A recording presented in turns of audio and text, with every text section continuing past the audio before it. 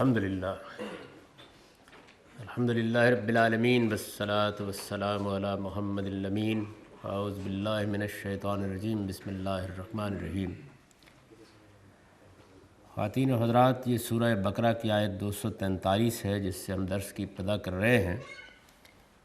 اس سورہ کی چوتھی اور آخری فصل یہاں سے شروع ہو رہی ہے۔ اس سے پہلے یہ یاد ہوگا کہ جہاد اور انفاق کا مضمون تھا، جس سے متعلق کچھ سوالات پیدا ہو گئے تھے۔ چنانچہ سلسلہ کلام کو درمیان میں روک کر ان سوالوں کے جوابات دیے گئے، پھر ان جوابات سے بعض قانونی مباحث پیدا ہوئے، بالخصوص طلاق کے بارے میں بڑی تفصیل کے ساتھ قرآن مجید نے بہت سی چیزوں کی وضاحت کی۔ اب پھر مضمون اصل کی طرف لوٹ رہا ہے، اور یہاں سے پھر جہاد اور انفاق کے بارے میں جو بات کہی گئی تھی اسی کو آگے بڑھایا جا رہا ہے۔ ارشاد فرمایا ہے، الم تر الی الذین خرجوا من دیارہم وہم الوف حذر الموت فقال لهم اللہ موتوا ثم احیاہم ان اللہ لذو فضل عظیم۔ مطلب یہ ہے کہ یہ جو مباحث تھے، یہ جہاد اور انفاق کے بارے میں تمہارے سوالوں سے پیدا ہوئے تھے،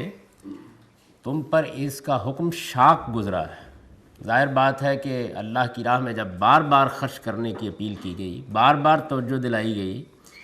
کہ اللہ تعالیٰ نے تم پر جو عنایت کی ہے، تم پر جو فضل کیا ہے، اس کا لازمی تقاضا یہ ہے کہ جو کچھ بھی تمہارے پاس ہے اسے اللہ کی راہ میں خرچ کرو۔ پھر یہ بتایا گیا کہ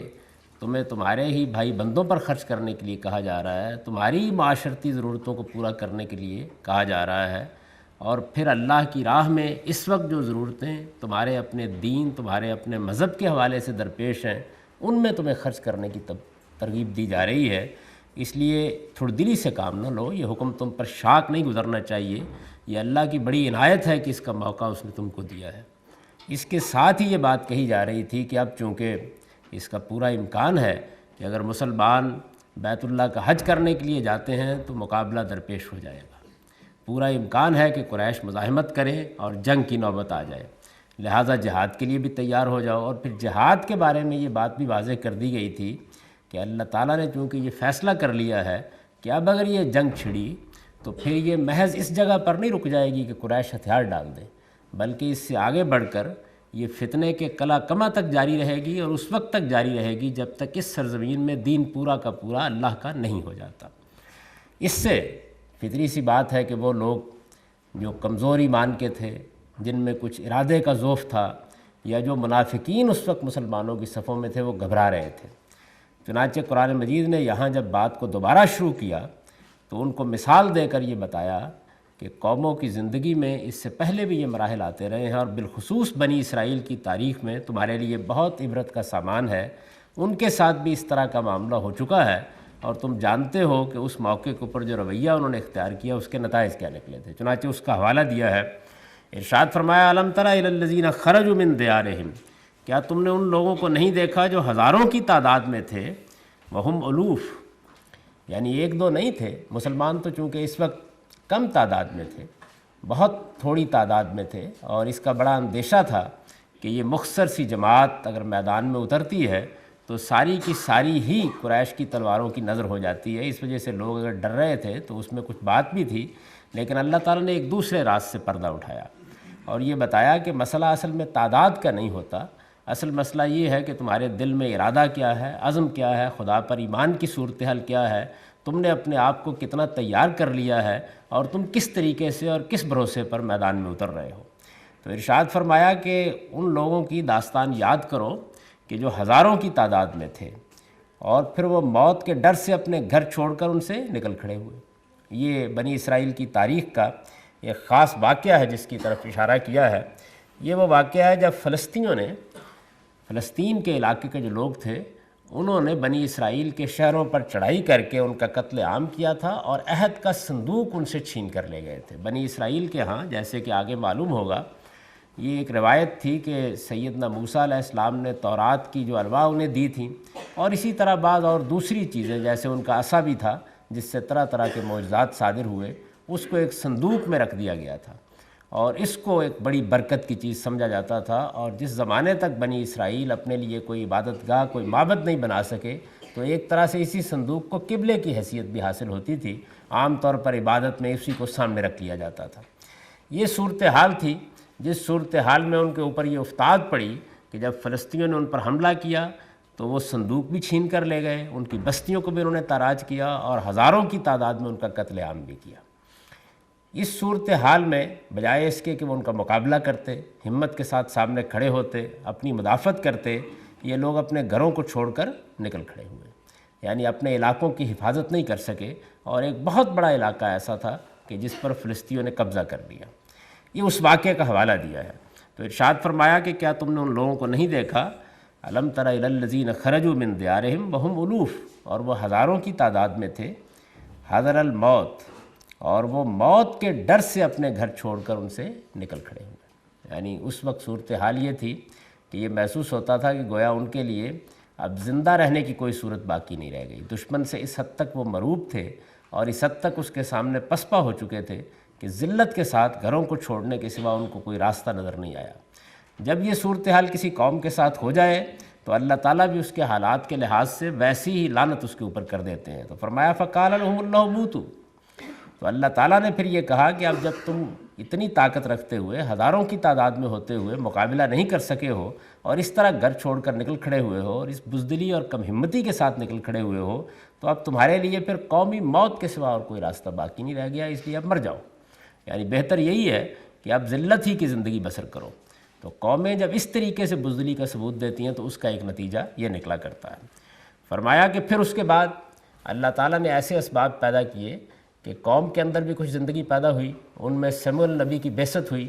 انہوں نے پوری قوم کو بیدار کرنے کے لیے، اس کی اخلاقی تربیت کے لیے غیر معمولی اہتمام کیا۔ اس سے ایک زندگی کی لہر ان کے اندر پیدا ہوئی، یعنی ایسی صورت پیدا ہو گئی کہ جس سے وہ دین کی طرف بھی لوٹے، خدا کی شریعت کی طرف بھی لوٹے، اپنے قومی استحکام کے لیے بھی بیدار ہوئے، اور ایک جذبہ ان کے اندر پیدا ہوا کہ اب ہم اپنے علاقوں کو بھی آزاد کرائیں گے اور اپنی قومی مفاخرت کو بھی واپس لائیں گے۔ یہ ایک اہم صورتحال تھی جو بنی اسرائیل کی تاریخ میں پیدا ہوئی۔ تو اس کے بعد اللہ تعالیٰ نے بھی ان کے لیے زندگی کا سامان کر دیا۔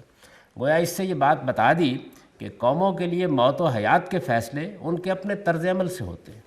جب وہ اپنے آپ کو زندہ کرنے کا فیصلہ کر لیتی ہیں تو اللہ کی تائید بھی اس میں شامل ہو جاتی ہے، اور جب وہ اپنے آپ کو موت کے حوالے کر دیتی ہیں تو اللہ تعالیٰ کی طرف سے ان پر موت طاری کر دی جاتی ہے۔ فرد کے ساتھ بھی اور قوموں کے ساتھ بھی اللہ تعالیٰ کا معاملہ اسی قانون کے مطابق ہوتا ہے۔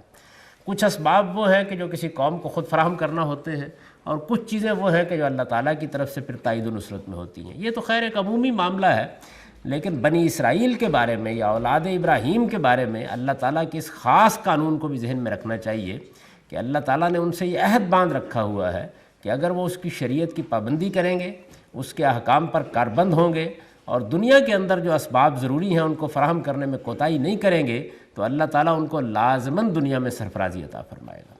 سیدنا ابراہیم کی اولاد کے ساتھ یہ وعدہ اللہ تعالیٰ نے اس وقت کیا جس کا ذکر آپ اس سے پہلے سورہ بقرہ میں سن چکے ہیں کہ جب سیدنا ابراہیم علیہ السلام اللہ تعالیٰ کے سارے امتحانوں میں پورے اترے تو اللہ تعالیٰ نے یہ کرم فرمایا کہ پھر یہ کہا کہ میں نے اب تمہارے لیے دنیا کی پیشوائی کا فیصلہ کر دیا ہے، اور انہوں نے جواب میں یہ کہا کہ وہ من ذریتی، میری اولاد کے بارے میں کیا حکم ہے؟ تو ارشاد فرمایا کہ لا ینال عہد الظالمین، جب تک وہ ظلم و عدوان کا طریقہ اختیار نہیں کرتے میرا عہد ان کے ساتھ قائم ہے، لیکن اگر وہ اپنی جانوں پر ظلم ڈھاتے ہیں اور غلط روی اختیار کرتے ہیں تو پھر میرا عہد ان کے ساتھ نہیں ہے۔ یہی عہد ہے جس کا حوالہ اس سورہ بقرہ میں آپ نے دیکھا ہے کہ بار بار دیا گیا ہے، یا بنی اسرائیل اذکروا نعمتی التی انعمت علیکم، کہ بنی اسرائیل میری اس نعمت کو یاد کرو جو میں نے تم پر کی تھی، اوفوا بعہدی اوف بعہدکم، تم میرا عہد پورا کرو میں تمہارا عہد پورا کروں گا۔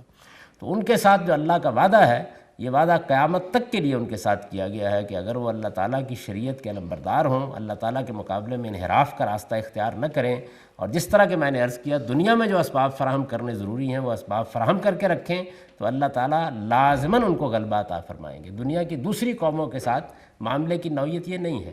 دوسری قوموں کے ساتھ معاملات امتحان کے اصول پر ہوتے ہیں، اللہ تعالیٰ بعض اوقات اسباب کے باوجود بھی ان کو سرفرازی نہیں دیتے اور بعض اوقات دے دیتے ہیں، لیکن ان کے ساتھ یہ خاص معاملہ ہے۔ تو یہاں بھی ان کے معاملہ یہی ہوا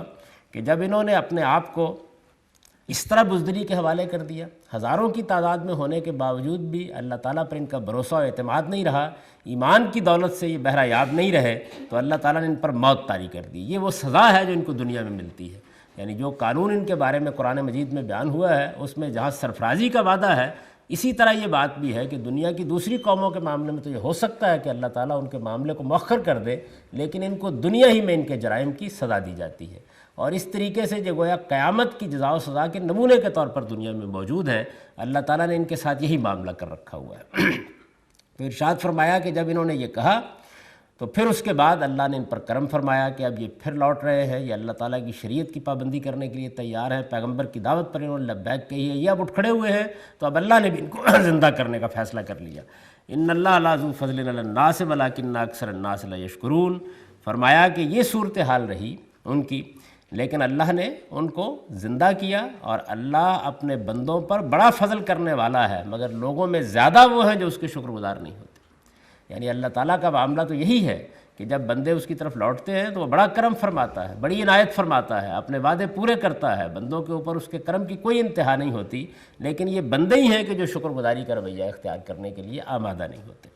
اور خاص طور پر اس میں ان کو یہ بتایا گیا کہ اگر تم میرے شکر گزار ہو کر رہو گے تو ہمیشہ تمہارے ساتھ یہی ہوگا، تم پر کبھی یہ مردنی نہیں چھائے گی، کبھی تم بزدلی کی موت نہیں مرو گے، بلکہ اللہ ہمیشہ تمہارے ساتھ یہی معاملہ کرے گا، بشرطے کہ ایمان اور عمل صالح کے ساتھ تم صحیح موقف پر قائم رہو۔ لیکن اگر اخلاقی بے روی اختیار کرتے ہو، خوف اور بزدلی کی زندگی اختیار کرتے ہو، تو اس کے نتائج تمہارے حق میں برے نکلیں گے۔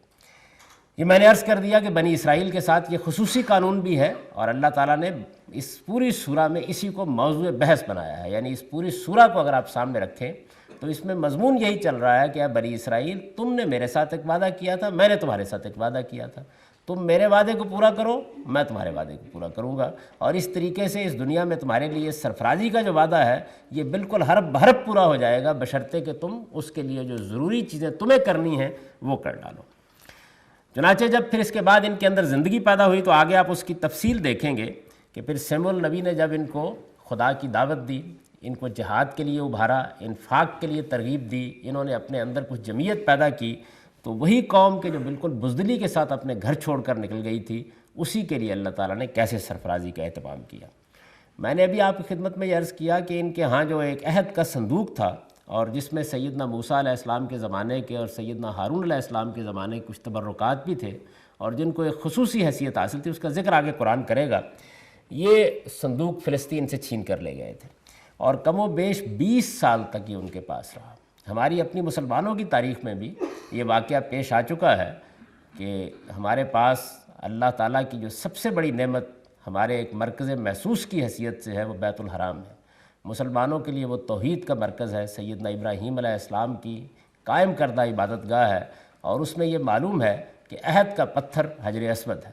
گویا وہ یمین اللہ ہے، جیسے کہ حدیث میں آتا ہے، یعنی اللہ کا ہاتھ ہے علامتی طور پر، جس کے ہاتھ میں ہاتھ دے کر ہم اللہ تعالیٰ سے عہد باندھتے ہیں، تو عہد کا پتھر ہے۔ اسی کو ایک زمانے میں اکھاڑ لیا گیا تھا، اور یہ کم و بیش اتنے ہی برس 20-22 برس تک یہ کرامتہ کے پاس رہا،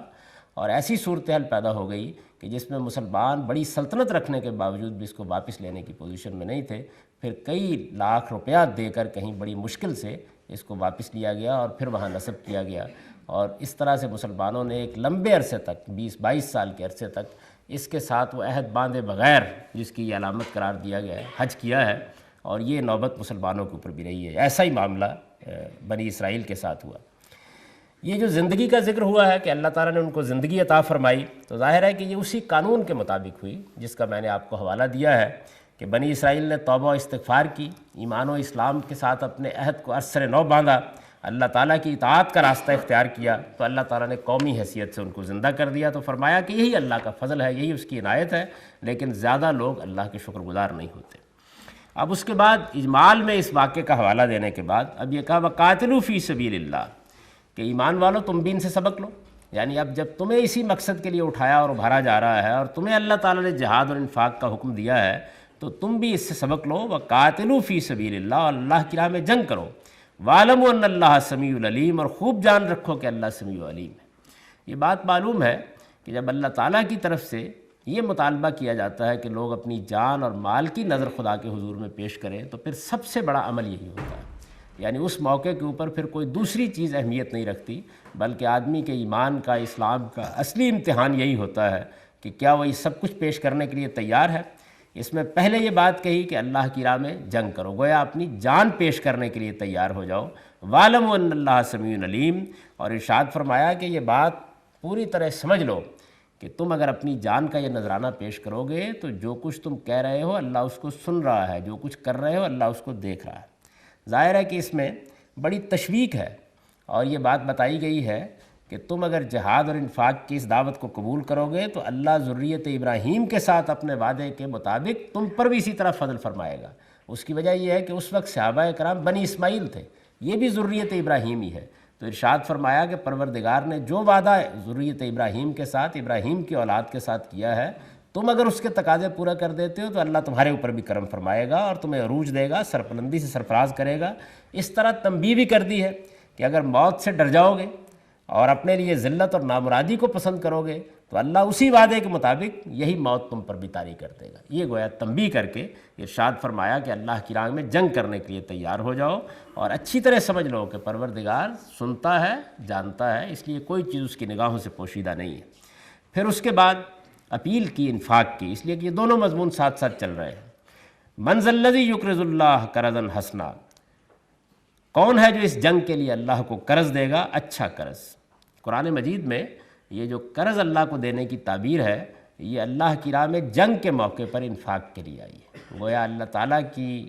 دعوت کے لیے، اللہ تعالیٰ کے پیغام کو پہنچانے کے لیے، اللہ کی ہدایت کے مطابق جب اس طرح کی صورتحال پیدا ہو جائے تو اس میں آدمی جو کچھ بھی خدا کی راہ میں خرچ کرتا ہے یہ خدا تعالیٰ نے اپنے اوپر قرض قرار دیا ہے، یہ اس کی عنایت ہے، اس کا کرم ہے۔ ظاہر ہے کہ سب کچھ اسی کا دیا ہوا ہے، لیکن اللہ تعالیٰ نے یہ انسانوں پر کرم فرمایا ہے کہ وہ جب اپنے دین کے لیے انفاق کا مطالبہ کرتے ہیں تو یہ کہتے ہیں کہ تم یوں سمجھو کہ تم مجھ کو قرض دے رہے ہو، اور ظاہر ہے کہ جو اللہ کو قرض دیتا ہے وہ اندازہ ہی کر سکتا ہے کہ اللہ اسے کیسے لوٹائے گا۔ تو یہ بڑی دل نواز تعبیر ہے جو اللہ تعالیٰ نے ایسے موقعوں پر اختیار کی ہے۔ وہ انفاق جو ہم غریبوں کے لیے کرتے ہیں، مسکینوں کے لیے کرتے ہیں، اس کے لیے یہ تعبیر اختیار نہیں کی جاتی۔ یہ اللہ تعالیٰ اپنے دین کی خدمت کے لیے جب بھی کبھی انفاق کا مطالبہ کرتے ہیں تب یہ تعبیر اختیار کرتے ہیں۔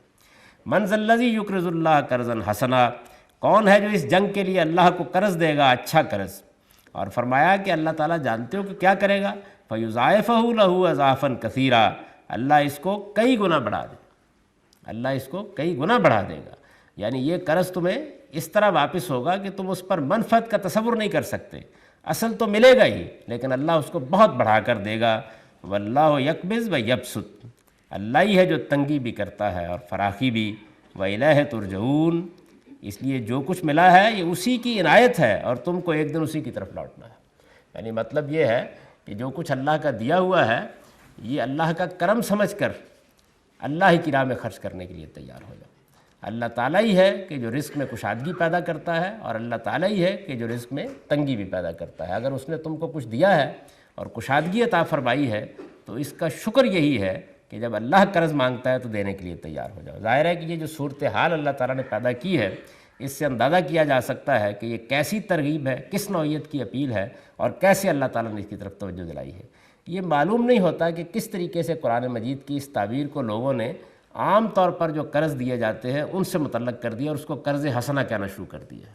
قرآن مجید میں یہ اس مفہوم میں کسی جگہ بھی نہیں آیا، اسی مفہوم میں آیا ہے جس میں یہاں آپ اس کو دیکھ رہے ہیں۔ اس کا ہمیشہ یہی سیاق و سباق ہوتا ہے کہ اللہ تعالیٰ یہ کہتے ہیں کہ تم میری راہ میں جان دینے کے لیے تیار ہو جاؤ، اور پھر اس کے بعد جب یہ اپیل کرتے ہیں کہ اس دین کی خدمت کے لیے یا اس وقت جنگ کے لیے یا جہاد کے لیے تم کو انفاق کرنا ہے تو اس کو اپنے اوپر قرض قرار دیتے ہیں۔ اور یہ فرمایا کہ اللہ تعالیٰ پہ راستے میں وہی خرچ کرنے کے لیے تیار ہوتا ہے جو اس بات پر ایمان رکھتا ہو کہ اس کو ایک دن اپنے پروردگار کی طرف لوٹنا ہے، اس کی خدمت میں جا کر یہ سارا کچھ پیش کر دینا ہے، اور پھر اسی سے یہ توقع رکھنی ہے کہ اس پر عنایت فرمائے، اس پر کرم فرمائے، اور جو کچھ اس نے دیا ہے اس کو لوٹا دے۔ تو ارشاد فرمایا کہ اس پر اطمینان رکھو، اور یہ بات ہمیشہ ذہن نشین رکھو کہ اللہ تعالیٰ کی نگاہ سے چونکہ کوئی چیز چھپی ہوئی نہیں ہے تو ایسا نہیں ہے کہ یہ کہیں یہیں رہ جائے گا، یا تمہارا اس وقت کا دیا ہوا اللہ کی نگاہ میں نہیں آئے گا، یا اس کو کیا پرواہ ہوگی کہ تم نے کیا دیا اور کیا نہیں دیا۔ اس کے ہاں ایک ایک چیز کا حساب رکھا جا رہا ہے، جو کچھ اس وقت خرچ کرو گے اللہ تعالیٰ اس کو لوٹا دے گا۔ یہ بات بھی دیکھیے کہ کس طرح شوق انگیز اور مؤثر طریقے سے لوگوں کو سمجھائی ہے، اور یہ بات گویا واضح کی ہے کہ یہ قرض جب اس کو قرار دیا جا رہا ہے تو قرض دار کے ذمہ واجب ہوتا ہے. یعنی جب ایک قرض لینے والا قرض لیتا ہے تو وہ گویا اپنے اوپر ذمہ داری لیتا ہے اس بات کی کہ مجھے اس کو ہر حال میں واپس کرنا ہے. اب یہ رب کریم کا کتنا بڑا احسان ہے کہ جو مال اس نے بندوں کو خود عنایت فرمایا ہے وہی مال جب ان سے خرچ کرنے کے لیے کہتا ہے تو اس کو اپنے ذمہ قرض ٹھہراتا ہے. یعنی اس سے بڑی اور کیا چیز ہو سکتی ہے. اور گویا اس طریقے سے گویا اللہ تعالیٰ یہ وعدہ کرتے ہیں کہ از خود میں نے اس کو واپس کرنا اپنے اوپر واجب قرار دیا ہے. پھر ظاہر ہے کہ اس سے زیادہ روح کو دل کو بے خود کر دینے والی بات یہ ارشاد فرمائی کہ رب کریم یہ قرض اس لیے مانگتا ہے کہ وہ بندوں کے دیے ہوئے ان خزف ریزوں کو خوب بڑھائے, ان کو بڑھا کر ایک لازوال خزانے کی شکل دے اور پھر تم کو کئی گنا بڑھا کر واپس کر دے. یہ اللہ تعالیٰ نے گویا بندوں کے سامنے یہ بات رکھی ہے تاکہ وہ اس حقیقت کو محسوس کرے اور یہ سمجھے کہ ان کا پروردگار خود دینے والا ان سے کس چیز کا مطالبہ کر رہا ہے. اور ظاہر ہے کہ ہر آدمی یہ بھی جانتا ہے کہ قرض کی ضرورت اس لیے تو اللہ تعالیٰ کو پیش نہیں آ گئی کہ خدا کے خزانے میں کوئی کمی ہو گئی ہے یا اس کے پاس کچھ نہیں ہے. وہ تو بے نیاز اور بے پرواہ ہے. اس نے جو امتحان دنیا میں برپا کر رکھا ہے یہ اس کا تقاضا ہے. یعنی ظاہر ہے کہ اس نے دنیا میں قاعدہ یہی بنا رکھا ہے کہ بندوں کو اس امتحان سے گزار کر یہ دیکھنا ہے کہ وہ کیا رویہ اختیار کرتے ہیں, ورنہ اس کا اپنا دیا ہوا ہے اور اپنے ہی دیے ہوئے کے بارے میں وہ یہ کہتا ہے کہ میری راہ میں خرچ کرنے کے لیے مجھ کو قرض دو, میں تم کو 10 گنا 100 گنا 700 گنا اس کو بڑھا کر لوٹا دوں گا. تو اس طرح کے موقعوں پر یہ بات آتی ہے. اس میں جو یہ قرض حسن کے الفاظ استعمال کیے جاتے ہیں وہ بھی یہ ہے کہ یہ ایسا قرض ہونا چاہیے, یعنی آدمی اب خدا کے راستے میں خدا کے دین کے لیے خدا کے دین کی خدمت کے لیے جہاد کے لیے کچھ دیتا ہے تو وہ دل کی تنگی کے ساتھ اس کو نہیں دینا چاہیے. ایسے نہ دیا جائے کہ چھدا اتارنے کے لیے گویا کچھ نہ کچھ آپ نے اللہ کی راہ میں بھی پیش کر دیا, بلکہ پوری فراخ دلی کے ساتھ دیا جائے, پورے حوصلے کے ساتھ دیا جائے. اس میں ریا کا کوئی شائبہ نہ ہو, نمائش کا کوئی شائبہ نہ ہو, صرف خدا کی خوشنودی کے لیے دیا جائے. دنیوی طمع کا کوئی حصول اس میں پیش نظر نہ ہو, بلکہ آدمی یہ خیال کرے کہ مجھے اس کا اجر آخرت میں ملنا چاہیے. اور پھر یہ کہ کوئی کم وقت چیز نہ دی جائے, ناجائز ذرائع سے کمائی ہوئی کوئی چیز نہ دی جائے, بلکہ محبوب عزیز پاکیزہ کمائی اللہ کی راہ میں پیش کی جائے, تاکہ جو چیز آپ خدا کو پیش کر رہے ہیں وہ ایسی ہو کہ آپ اطمینان کے ساتھ یہ کہہ سکیں کہ ہاں یہی وہ چیز ہے, یہی خدا کو پیش کرنے کی تھی, اسی محبت کے ساتھ پیش کرنے کی تھی, اسی جذبے کے ساتھ پیش کرنے کی تھی, اسی شوق کے ساتھ پیش کرنے کی تھی. تو خاص طور پر اس کو بیان کیا. اور پھر اس کے ساتھ یہ بات بھی واضح کر دی کہ اگر بندہ خدا کی راہ میں مال نہیں دیتا تو اس کا مطلب کیا ہے.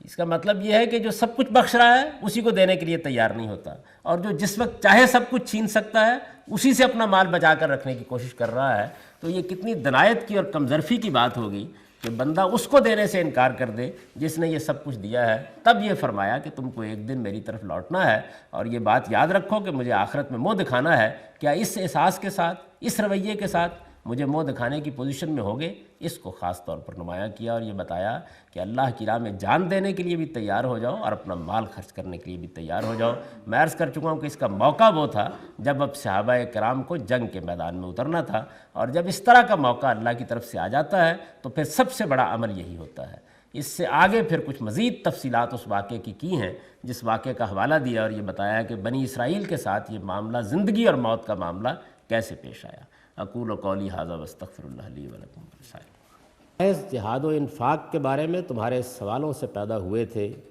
ایمان والو, ان کا حکم تم پر شاق نہ ہونا چاہیے. کیا تم نے ان لوگوں کو نہیں دیکھا جو ہزاروں کی تعداد میں تھے اور موت کے ڈر سے اپنے گھر چھوڑ کر ان سے نکل کھڑے ہوئے؟ اس پر اللہ نے فرمایا کہ مردے ہو کر جیو. وہ برسوں اسی حالت میں رہے, پھر اللہ نے انہیں دوبارہ زندگی عطا فرمائی. اس میں شبہ نہیں کہ اللہ لوگوں پر بڑا فضل کرنے والا ہے, مگر لوگوں میں زیادہ ہیں جو اس کے شکر گزار نہیں ہوتے. ایمان والو, اس سے سبق لو اور اللہ کی راہ میں جنگ کرو اور خوب جان رکھو کہ اللہ سمیع و علیم ہے. کون ہے جو اس جنگ کے لیے اللہ کو قرض دے گا؟ اچھا قرض کہ اللہ اس کے لیے اسے کئی گنا بڑھا دے, اور اللہ ہی ہے جو تنگی بھی کرتا ہے اور فراخی بھی. اس لیے جو کچھ ملا ہے یہ اسی کی عنایت ہے, اور تم کو ایک دن اسی کی طرف لوٹنا بھی ہے. اقول قولی ھذا واستغفر اللہ لی ولکم.